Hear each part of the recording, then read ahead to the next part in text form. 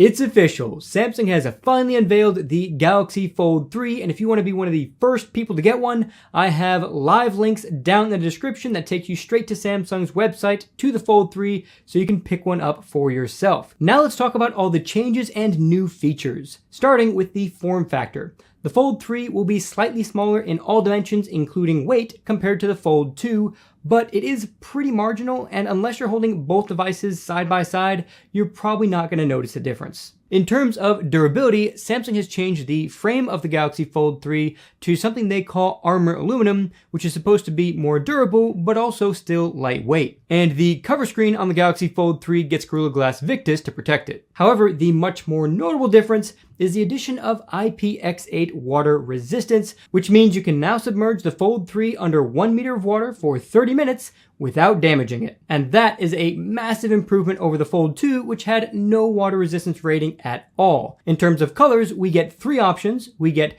Phantom Black, Phantom Green, and Phantom Silver. And if Phantom Black is anything like the Phantom Black that's on the Galaxy S21 Ultra, that color is going to look incredible, and it's going to do a great job resisting fingerprints. I personally ordered the Phantom Black Fold 3 for myself, but let me know which color you guys would want down in the comments below. Now let's talk about the displays, starting with the cover display. So the cover display keeps the same 6.2 inch size as it had on the Galaxy Fold 2, but you get double the refresh rate at 120 Hz versus the 60 Hz that you had on the Fold 2.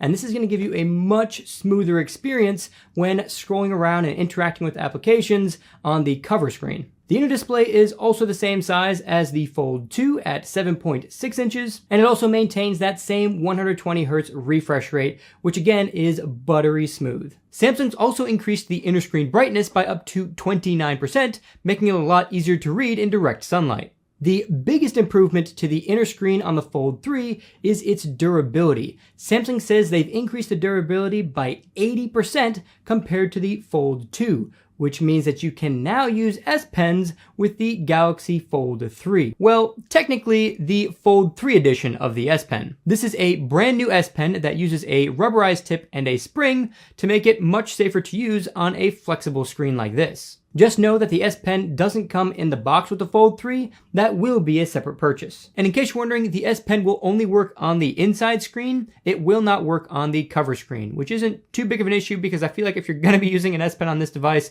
you're going to be using the inside screen. Now, unfortunately, the Fold edition of the S Pen does not include Bluetooth support. If you wanted that, you will have to hold out for the S Pen Pro. And while Samsung didn't officially announce the S Pen Pro at Galaxy Unpacked today, there is a note in the Fold 3 specifications that says the S Pen Pro will be compatible with the Fold 3. So if you really want Bluetooth support, you'll have to hold out for that pen. In terms of cameras, you get basically the same 3 cameras on the back of the Fold 3 as you had on the Fold 2. And all 3 of those cameras are 12 megapixel cameras. You get an ultra wide angle lens, a standard angle lens, and a 2x zoom lens. And that is a bit disappointing. I was really hoping to get the Galaxy S21 Ultra cameras on the Fold 3. That would have been incredible because those are my favorite cameras, or even maybe the Note 20 Ultra cameras. That would have been great too. So it is pretty disappointing to get only the 12 megapixel cameras on the Fold 3. That said, I do understand that Samsung's trying to bring the cost down on the Fold 3, and they did. The Fold 3 is actually less expensive than the Fold 2. And I'm sure if they added those cameras in, then it would have been the same price as before, and Samsung's really trying to get the Fold 3 and the Flip 3 into the hands of the masses. And one of the best ways to do that is to reduce the price. And I'll get into specific pricing details in a little bit. Flipping over to the cover screen, we get a 10 megapixel selfie camera, which is the same resolution as the Fold 2 selfie camera, so don't expect a big improvement there either. Opening the Fold 3 and taking a look at the inside camera gives us both a big step forward and a big step back at the same time. It's a big step forward because Samsung has included an in-display camera, which means that the display covers the camera so you don't get a punch hole on the inner display. This is excellent when watching movies or playing games because you don't have a distracting dot on the edge of the screen anymore. However, it's a step backwards because you're only getting a 4 megapixel camera.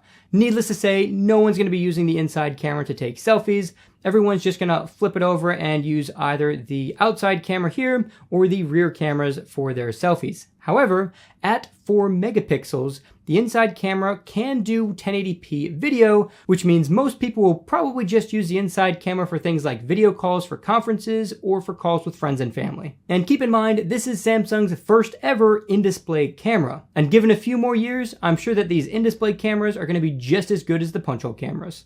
Taking a look at the internals, we get a Qualcomm Snapdragon 888 SoC, 12 gigs of RAM, and 256 and 512 gigabyte storage options. Unfortunately, there is still no micro SD card support, and I hate to say it, but I think micro SD cards are gone for good from Samsung, especially when I saw that they removed it from the Galaxy S21 Ultra. That's pretty disappointing to me because I'd always store my photos on micro SD cards, and it was a great way to transfer all my photos from one device to another. But let me know what you guys think down in the comments below. Do any of you guys still use micro SD cards at all, or is it something that you're okay parting with? The battery on the Fold 3 will be slightly smaller than the battery on the Fold 2. However, with a more efficient processor, it's likely not going to impact the battery life at all. You're probably going to get about the exact same amount of battery life you had on the Fold 2 with the Fold 3. And for reference, I'd get almost 2 days of battery life with light to moderate use on my Fold 2, which I'd say is more than enough for the vast majority of users. In terms of charging, we get 25-watt fast wired charging, fast wireless charging, and of course, wireless power share, which lets you charge other wirelessly charging devices on the back of your Z Fold 3. This is actually a feature I use all the time when I'm traveling. Instead of bringing a separate charger for my Galaxy Watch, I'll just plug my Fold 2 in, turn on wireless power share, put my watch right on the back, and I'll charge both of them at the same time. And in case you're wondering, you do not get a charger in the box this time around. Now let's talk about the price. Samsung was actually able to reduce the price of the Fold 3 compared to the Fold 2 by $200, which is actually quite impressive considering all of the extra features we're getting with the Fold 3 compared to the Fold 2. And while it's still pretty expensive, we're at least taking steps in the right direction. So the 256GB version of the Fold 3 will set you back $1,799,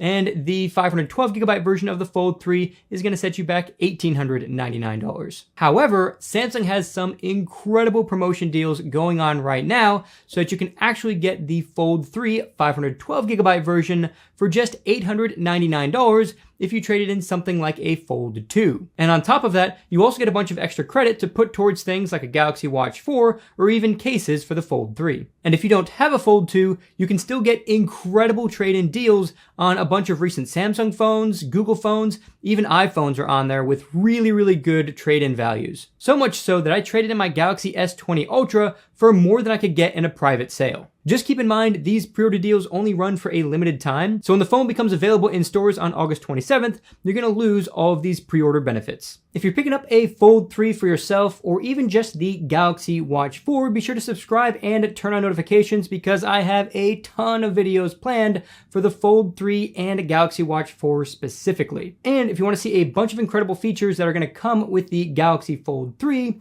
then go ahead and check out my deep dive features review of the Galaxy Fold 2 by clicking this link here. That's it for this tech episode. God bless, guys, and I'll catch you in the next one.